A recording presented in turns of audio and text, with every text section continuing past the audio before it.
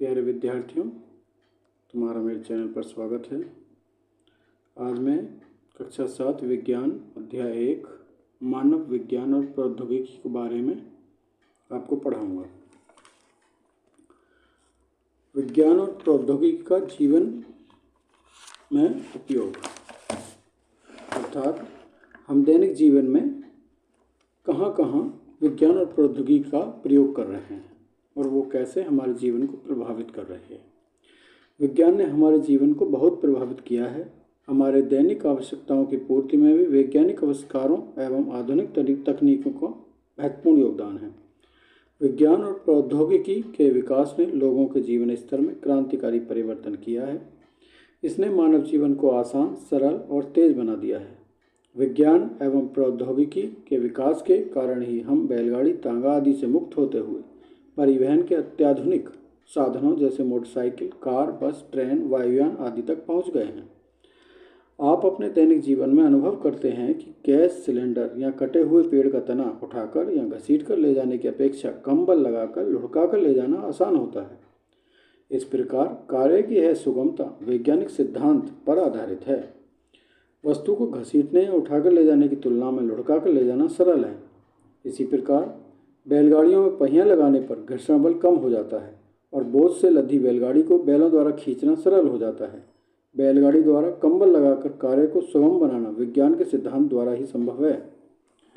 इस प्रकार यहाँ विज्ञान के नियम का उपयोग करके मनुष्य ने कार्य को सरल बनाने के लिए बैलगाड़ी, ट्रैक्टर आदि जैसे साधन विकसित कर लिए हैं। यह प्रौद्योगिकी है। विज्ञान के नियमों एवं सिद्धांतों के अनुप्रयोग से मानव हित में संसाधनों का निर्माण ही प्रौद्योगिकी है। विज्ञान और प्रौद्योगिकी के विकास से मानव जीवन में परिवर्तन। विज्ञान एवं प्रौद्योगिकी के विकास के कारण विभिन्न क्षेत्रों जैसे यातायात, चिकित्सा, जनसंचार, मनोरंजन एवं कृषि के क्षेत्र में नित नए आविष्कार हुए हैं, जैसे डीजल इंजन, रेडियो तथा टेलीविजन आदि। पेट्रोल की उपलब्धता से हल्के एवं शक्तिशाली इंजनों को बनाना संभव हुआ। इन इंजनों का उपयोग हवाई जहाज उड़ाने के लिए किया गया। इसी क्रम में लंबी दूरी कम समय में तय करने के लिए सुपरसोनिक जेट एवं हेलीकॉप्टर का निर्माण हुआ। समुद्री मार्ग से माल तथा सवारी ढोने के लिए बड़े बड़े जहाज़ों का भी प्रयोग होने लगा। पहले बीमार होने पर लोग घरेलू उपचार करते थे, परंतु अब गांव के लोग प्राथमिक चिकित्सा केंद्रों पर डॉक्टरों द्वारा इलाज कराने लगे हैं। आजकल चिकित्सालयों में विभिन्न प्रकार के रोगों से संबंधित जांच की सुविधाएं उपलब्ध हैं, जैसे खून, पेशाब, मल आदि की जांच। आजकल चिकित्सालयों में आधुनिक मशीनों जैसे एक्सरे, अल्ट्रासाउंड द्वारा आंतरिक अंगों की सूक्ष्म जांच की जाती है। स्कैनर द्वारा मस्तिष्क की जांच की जाती है और शरीर के अंदर के भागों की जांच करने के लिए एंडोस्कोप मशीन का प्रयोग होता है। पहले टेलीफोन की सुविधा नहीं थी। लोग एक दूसरे का हाल जानने के लिए संदेशवाहक पत्र, टेलीग्राम तथा प्रशिक्षित कबूतरों द्वारा संदेश भेजे जाते थे, परंतु आज के वैज्ञानिक युग में संदेशों के आदान प्रदान के लिए फैक्स, छपा हुआ संदेश, ईमेल आदि का प्रयोग हो रहा है। गांवों में भी पीसीओ, एसटीडी तथा आईएसडी व्यवस्था द्वारा संसार के किसी भी कोने में टेलीफोन द्वारा संपर्क करने की सार्वजनिक सुविधाएं उपलब्ध हो गई हैं। लोग पहले घुड़सवारी, शतरंज, चौपाल, ढोलक और कई प्रकार के क्षेत्रीय संगीतों के माध्यम का उपयोग करके मनोरंजन करते थे, परंतु आजकल मोबाइल, कंप्यूटर, वीडियो गेम आदि मनोरंजन के प्रचलित साधन हैं। ये सभी आधुनिक विज्ञान एवं प्रौद्योगिकी की देन है। पहले उद्योग धंधे बहुत कम थे, किंतु आज हमारा देश औद्योगिक क्षेत्र में विकसित देशों की बराबरी कर रहा है। स्टील के उत्पादन के लिए जमशेदपुर, राउरकेला, भिलाई, दुर्गापुर आदि शहरों में कारखाने खुले हैं। इसी क्रम में रेहिंद में जल शक्ति से विद्युत बनाने के लिए hydro electric power station Obra, Anpara, Panki, Unchahar आदि स्थानों पर कोयले से विद्युत बनाने हेतु नेशनल थर्मल पावर कॉरपोरेशन के पावर स्टेशन स्थापित किए गए हैं। इसी प्रकार नाभिकीय ऊर्जा से विद्युत ऊर्जा के उत्पादन के लिए ट्राम्बे, नरौरा, राणा सागर, कलपक्कम के एटॉमिक पावर स्टेशन कार्य कर रहे हैं। इसी प्रकार कृषि के क्षेत्र में भी पहले पारंपरिक साधनों जैसे खेत जोतने के लिए हल, बैल एवं सिंचाई के लिए ढेकुली और रहट आदि का प्रयोग किया जाता था। इन साधनों के प्रयोग से पर्याप्त उपजाऊ भूमि उपलब्ध होने पर भी खाद्यान्न का उत्पादन अपेक्षाकृत कम था। इसके विपरीत आज के वैज्ञानिक युग में कृषि के क्षेत्र में अनेक आधुनिक एवं सुविधाजनक यंत्रों का प्रयोग होने लगा है। ये यंत्र हैं ट्रैक्टर, थ्रेशर, हार्वेस्टर, डीजल के पंप सेट, ट्यूबवेल आदि। अब खाद्यान्न उत्पादन को बढ़ाने के लिए उन्नत प्रकार के शोधित बीज, यूरिया, सुपरफास्फेट जैसे रासायनिक उर्वरकों आदि का प्रयोग किया जा रहा है। अब हम खाद्यान्न के क्षेत्र में आत्मनिर्भर हो गए हैं। यह सब हरित क्रांति के द्वारा संभव हुआ है। आधुनिक कृषि उपकरणों, उन्नतशील बीजों, उर्वरकों और पर्याप्त सिंचाई के साधनों द्वारा कृषि उपज में आशातीत वृद्धि को हरित क्रांति कहते हैं। आजकल आधुनिक तकनीकियों के नित्य नए प्रयोगों के द्वारा विभिन्न क्षेत्रों में उत्पादन में वृद्धि हुई है, जैसे मत्स्य उत्पादन, उन्नत प्रकार के मत्स्य बीज द्वारा, सब्जी उत्पादन, उन्नत बीज द्वारा, रेशम उत्पादन, वैज्ञानिक विधि द्वारा कीटों को शहतूत के वृक्षों पर पालन द्वारा, सुअर पालन, संतुलित आहार एवं सामयिक टीकाकरण द्वारा, मुर्गी पालन, संतुलित आहार एवं सामयिक टीकाकरण द्वारा। उपरोक्त सभी तथ्यों द्वारा हम यह कह सकते हैं कि विज्ञान ने प्रौद्योगिकी ने विज्ञान का विकास किया है। वास्तव में प्रौद्योगिकी तथा विज्ञान दोनों एक दूसरे पर आश्रित हैं। प्रौद्योगिकी का विकास विज्ञान के नियम तथा सिद्धांतों के दैनिक जीवन में उपयोग से होता है। यही कारण है कि प्रौद्योगिकी को व्यवहारिक ज्ञान भी कहते हैं। इसी प्रकार विज्ञान का जितना अधिक विकास होता है उतनी ही उत्तम प्रौद्योगिकी विकसित होती है। हमारे देश में कृषि के क्षेत्र में विभिन्न क्रांतियां अब तक हो चुकी हैं, जिनमें से पहले नंबर पर है हरित क्रांति, जो कि फसल उत्पादन के लिए हुई थी। दूसरी है श्वेत क्रांति, जो दूध के उत्पादन के लिए की गई थी। पीली क्रांति, जिसका उद्देश्य तिलहन उत्पादन के लिए था। भूरी क्रांति उर्वरक उत्पादन के लिए थी। नीली क्रांति मत्स्य उत्पादन के लिए थी। डॉक्टर वर्गीज कुरियन श्वेत क्रांति के जनक हैं। किसी भी नई प्रौद्योगिकी के उपयोग से मनुष्य की जीवनचर्या तथा कार्यकुशलता में सुधार आता है। शिक्षा के क्षेत्र में भी NCERT द्वारा प्रस्तुत विज्ञान शिक्षा से संबंधित ज्ञान दर्शन कार्यक्रम टीवी पर दिखाया जाता है। यह दूरस्थ शिक्षा कार्यक्रम है। देश विदेश के प्रोफेसर तथा शिक्षकों द्वारा टीवी पर कार्यक्रम दिया जाता है, जिसे हम टीवी पर देखकर लाभ उठा सकते हैं। अब हमारे देश में इसके माध्यम से शिक्षा दिए जाने पर जोर दिया जा रहा है। विज्ञान और प्रौद्योगिकी के विकास से संबंधित क्षेत्रों में क्रांतिकारी परिवर्तन हुए हैं, जैसे कि औद्योगिक क्रांति। आज हमारे देश में छोटी छोटी मशीनों से लेकर बड़ी बड़ी मशीनों का निर्माण हो रहा है। रेल इंजन हो या हवाई जहाज, छोटे छोटे वाहन हो या बड़े जलपोत, उत्पादक मशीनें हो या मशीनों को तैयार करने वाली बड़ी बड़ी भारी मशीनें, यह सब हमारे देश में बनने लगी हैं। लड़ाकू विमान, युद्धपोत, पनडुब्बी, विविध प्रक्षेपास्त्र, विमान भेदी तोपें, टैंक आदि के निर्माण में हम आत्मनिर्भर हैं। रेडियो, टेप रिकॉर्डर, टेलीविज़न आदि मनोरंजन के साधनों के निर्माण में स्वदेशी प्रौद्योगिकी का प्रयोग हो रहा है।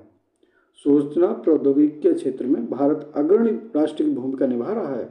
औद्योगिक क्षेत्र में भारत का स्थान विश्व के 6 प्रमुख राष्ट्रों में से है। जनसंचार के क्षेत्र में हम क्रांति कर चुके हैं। कंप्यूटर, इलेक्ट्रॉनिक डाक सेवा और इंटरनेट का विकास बहुत तेजी से हुआ है। इससे जनसंचार क्षेत्र में क्रांति आ गई है।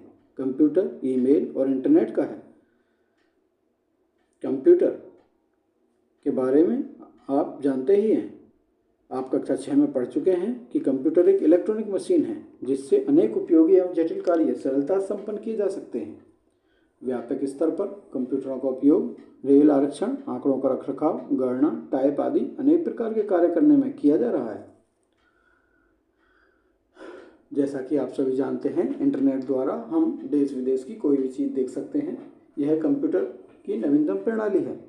विश्व के हजारों छोटे छोटे कंप्यूटर नेटवर्क टेलीफोन लाइन से जोड़ दिए जाते हैं। टेलीफोन लाइन की सहायता से जुड़े कंप्यूटर नेटवर्क को इंटरनेट कहते हैं। इसकी सहायता से हम कमरे में बैठे विश्व के विभिन्न देशों तथा किसी भी विषय से संबंधित सूचनाएं एवं आंकड़े पल भर में प्राप्त कर सकते हैं और इनका संग्रह भी कर सकते हैं। कई नवीन पुस्तकें भी पढ़ सकते हैं। इलेक्ट्रॉनिक डाक सेवा का भी इस्तेमाल शुरू हो गया है। यह कंप्यूटर एवं इंटरनेट आधारित संचार की महत्वपूर्ण युक्ति है। इसके द्वारा कृत्रिम उपग्रहों के माध्यम से अन्य देशों के कंप्यूटरों को सूचना, संदेश आदि का आदान प्रदान किया जा सकता है। यह एक देश से दूसरे देश को संदेश भेजने का सबसे सस्ता साधन है। जैसे भारतवर्ष से सिंगापुर को संदेश अत्यंत कम शुल्क पर पल भर में भेजा जा सकता है। मोबाइल फ़ोन एवं स्मार्टफोन। मोबाइल फ़ोन का जनसंचार के क्षेत्र में व्यापक योगदान है। यह एक इलेक्ट्रॉनिक उपकरण है। यह टेलीफोन की तरह बात करने के अलावा कई अतिरिक्त सेवाओं के लिए प्रयोग होता है, जैसे संदेशों के आदान प्रदान के लिए, SMS, गेम खेलने के लिए, आवाज़ को संरक्षित रखने के लिए, वॉइस रिकॉर्डर, वीडियो बनाने व देखने के लिए, फ़ोटो खींचने के लिए, अपनी भौगोलिक स्थिति जानने के लिए, GPS, बैंक द्वारा पैसे का हस्तांतरण आदि विभिन्न प्रकार के कार्य मोबाइल फ़ोन स्मार्टफोन से किए जा रहे हैं। कृषि के क्षेत्र में जनसंख्या विस्फोट से भूमि पर दबाव बढ़ा है, जिसके कारण खाद्यान्न की समस्या मानव के लिए एक विशेष प्रकार की चुनौती के रूप में खड़ी हुई है। किंतु कृषि के क्षेत्र में वैज्ञानिक आविष्कारों जैसे ट्रैक्टर, अच्छे प्रकार के हल, ट्यूबवेल, कीटनाशक दवाओं, उन्नत की कोटि के बीज, रासायनिक उर्वरकों आदि के प्रयोग से कृषि उपज में पर्याप्त वृद्धि हुई है।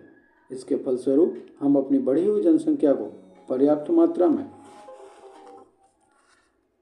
खाद्यान्न उपलब्ध कराने के साथ साथ विदेशों को भी खाद्यान्न निर्यात करने में सफल हुए हैं।